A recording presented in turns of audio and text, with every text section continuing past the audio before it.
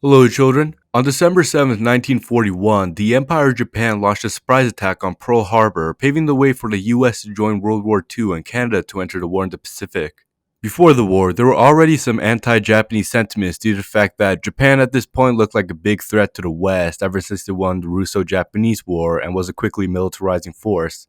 After the attack on Pearl Harbor, the race tensions were so high against the Japanese, the United States President Franklin Roosevelt was pressured by the military to sign Executive Order 9066, an act that forces all people of Japanese ancestry into camps to prevent sabotage during the wartime effort. Canada also followed suit, stripping Japanese Canadians of their property and sending them to camps further away from BC. These camps today are often referred to as just internment camps. Despite the sheer scale of the operation and how it erased ethnic enclaves from the West Coast even today, I'm going to list my reasons on why I think the term internment is inaccurate per se, and also somewhat insulting, and why we should start using the term Japanese concentration camps instead.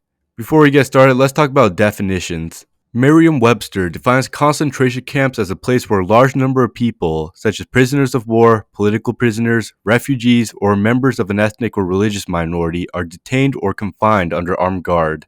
Now, it's important to know that while people did die in the Japanese camps, they were not systematically killed, unlike the Nazi camps. That's why Auschwitz and the Holocaust are also commonly referred to as extermination or death camps.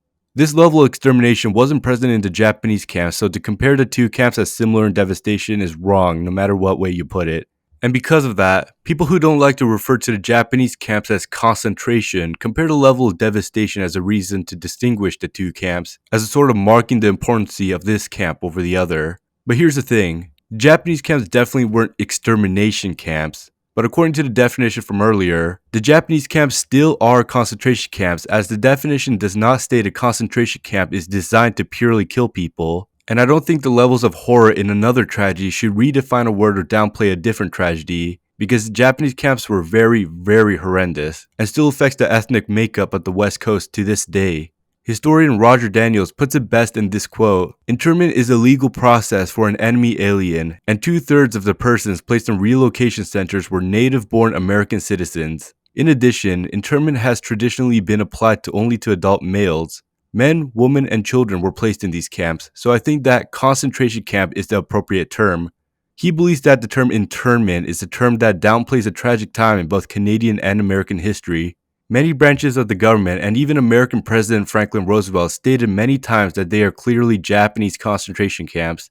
The term internment camp is nothing but a tactic to soften the idea of what is a concentration camp. The name does sound nicer, doesn't it? What really solidifies the idea that they're not just internment camps is the aftermath of the camps. Numerous Japanese Americans and Japanese Canadians had their livelihoods, businesses, and property wrongfully seized and never given back. Farmers and other landowners had their land stripped away from them, subsequently bankrupting them, with no other choice but to rebuild away from their homes, sometimes immigrating away from the West Coast, erasing what once was Japanese communities and neighborhoods all over the West Coast.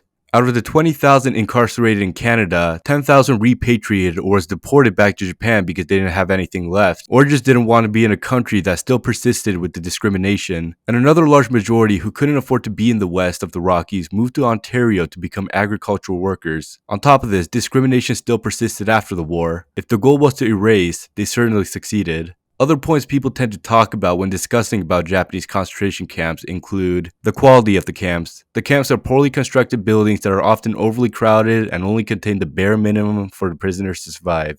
And compensation. After the war ended, people who were now free received $25 and around $438 in today's money, and a train ride to their home if it still existed, which in many cases did not. Discrimination still lingered right until the Civil Rights era in the United States, and then around the 90s, each victim was awarded $20,000 and an apology, or around $50,000 today.